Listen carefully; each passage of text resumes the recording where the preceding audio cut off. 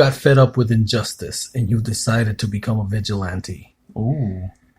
who would you model yourself after? I have a couple people in mind. But let's keep it realistically with what you can do here on Earth. I mean, not like fly off into space. Obviously not like that. Fly, but no, I have a couple people in mind, which again, and we brought it up. I believe it was episode 3. Characters from The Watchmen. Okay, we talked about them, but we didn't discuss this particular thing about. Let's say that you right now, as a person, decided that I'm fed up with the way things are going. I am going to do something about it. But to protect my family and make sure they don't come after my dear old dad or anyone I care for. I'm going to hide my identity. How would you go about it? Well, who would you model yourself after? Like I said, I have a couple characters in mind that I would model after, and like I said, that's 2 characters based off The Watchmen, Rorschach and Night Owl. Night Owl. Yes. Now, Night Owl's obviously some kind of billionaire. Kind of. He's got the money and the tech. Yeah, okay, yeah, you're right. My bad, I'm thinking of something else. But yeah, you're right. Which is Night Owl or Night Owl. Yeah. It's kind of like a version of Batman. Kind of, yeah. If you will. Pretty much, yeah, because he almost, when I first saw how he looks, I'm like, oh, he almost looks like Batman. But believe it or not, and let's get off the subject about Night Owl's character, and it's been said that he's supposed to portray the original Blue Beetle because of the flying spaceship that looks like an owl. It's based off Blue Beetle's ship. Okay. Yeah, and Rorschach, which obviously everyone knows, he looks like the Question. Yeah, but Rorschach is my dude. Rorschach is everyone's dude. But yeah, those are the 2 characters I would model after. Rorschach, so... Well, I mean, think about it. Well, besides the... I thought about that. Let's say that Pato got disgusted with the way things were going. How would I go about doing them? And if I did decide to become a masked vigilante, how would I go about it? Yeah. Probably the Rorschach way. Probably same. Probably I combine the Spirit and Rorschach. That's a good... A Rorschach in a black in a black outfit, with the Rorschach mask, obviously. Yeah, like I said, I chose Night Owl because I want to be something like him, but obviously more realistic. Because when you think about it, out of every member of the Watchmen, Rorschach is kind of the realistic, all except with the little mask, with the mask he wears. He obviously he works out to the point to maintain his strength, but yeah, he's the more realistic as far as it's a man with the mask going out there trying to make a difference, somebody that was scarred according to the movie, how he's been scarred, pretty much from the get-go. Mom didn't really care about him. Mom was a prostitute, she pretty much said that I wish you never existed. So he grew up with some issues. So but then again, he overcame them. He found a way to deal with them, and he was trying to make a difference. And okay, so I don't know. I guess Rorschach has a lot of issues. That's why I like him. He's my dude. Speaking of his mask, I've learned that his mask was made originally a dress that I guess the owner didn't want because of the whole, the ink, how it moves. Yeah. So he took it and made it into a mask, or as he would portray it, his face. Yes, basically he called that his face. Yeah, okay. Well, no, I just thought it'd be fun to ask you, what would you do if you were a masked vigilante? I mean, would you go like that? How would you move around the city to try not to get caught? That's a good question, because obviously we don't get any crazy ideas. We're gonna say, I mean, let's be realistic. With all the cell phones, all the cameras, Big Brother watching, you cannot be Batman. No, you cannot. You can't. You'll get caught, and then it's not worth it. Don't do it. But what I'm saying is, if you could.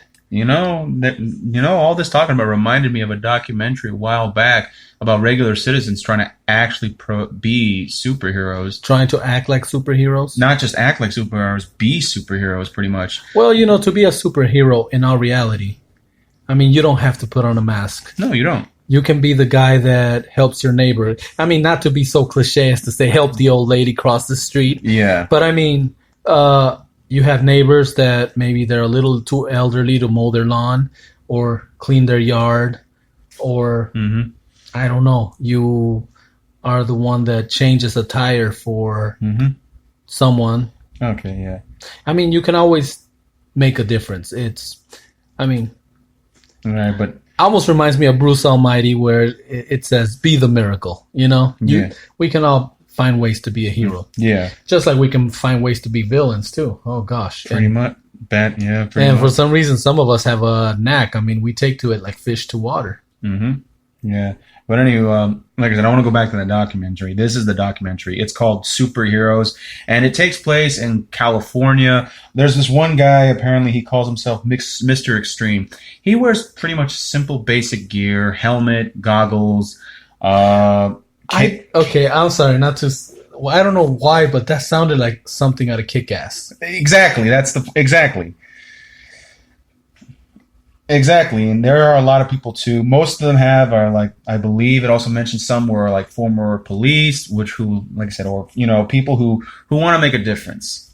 Now, former police knows how the system works with them. Mm-hmm. So a former police officer could bypass the system because he knows what they're looking for. Mm-hmm. He knows where to get the gear, and might even still have buddies that might help him out.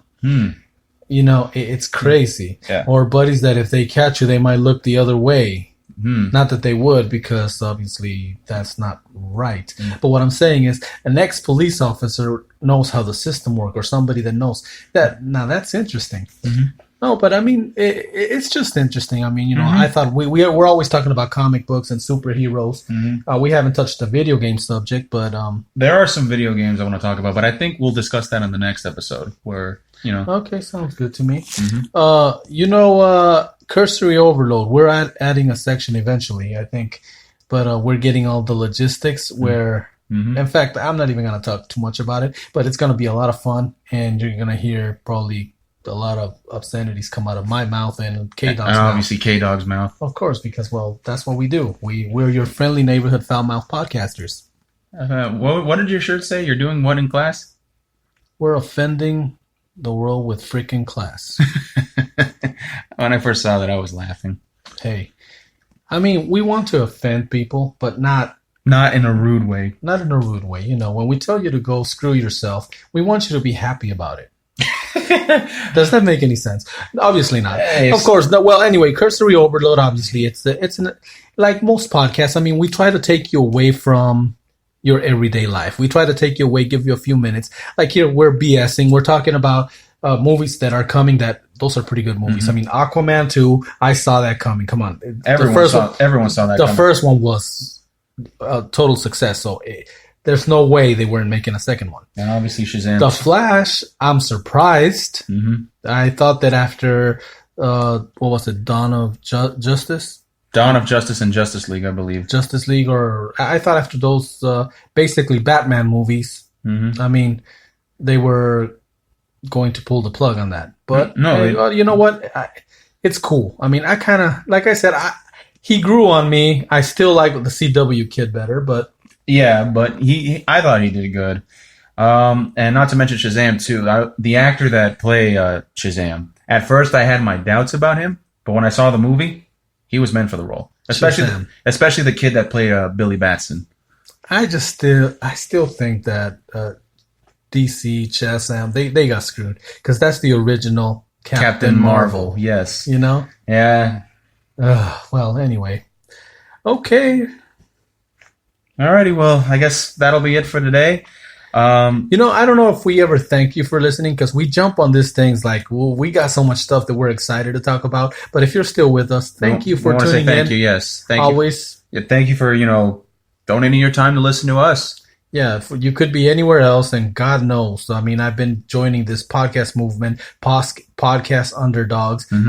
There's so many members, so many people trying to start a podcast. It's crazy. It's almost like back in the day when everybody was trying to be a rapper. Now it's like I see a lot of people trying to be a podcaster, and they're talking about statistics and numbers and how do I monetize this. And you know what? Just have fun with it. That's all I'm saying. We do this. So far, nobody here is making any money. In fact, I'm shelling out money to... It's the truth. I'm shelling out money to Spreaker in order to host this, so that you guys can listen to this episodes. And it's something that we're doing that, it's a hobby that it may pay off, it may not. But if not, hey, we're having the time of my life. Yeah. And in all reality, in in the future, hey, you can always go back and listen one day and be like, hey, there's Pato. He's no longer around. But there he is, talking smack. Like always. Not like always. I don't always talk smack. Sometimes I am very proper, very to the point, very, how could you say this? Very, Brutally honest. Brutally honest, very articulate. I know. And it's good sometimes. Mm-hmm. It's good sometimes. I mean, you can't have people sugarcoating everything. I know. Trust me, I used to hang around with people who sugarcoats everything. Well, that's the problem right now. I mean, we sugarcoat everything. We give participation trophies. Yeah. No, sorry, your kid sucks. Yeah, but anywho, what he's trying to say is we want to appreciate you guys listening to us. But we do appreciate you, yes. So, that being said, you guys have a good day. You guys have a good one. We'll catch you some other time in the next one. All right, so, yeah, we'll see you next show. Later. Adios.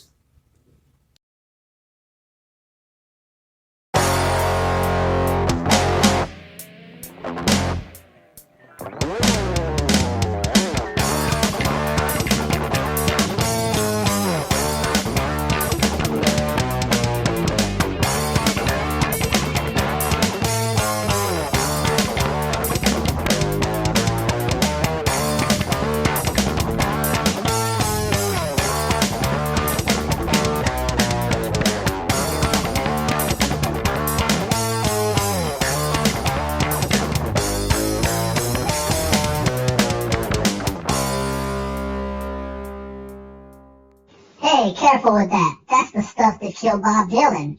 Bob Dylan's not dead. Isn't he?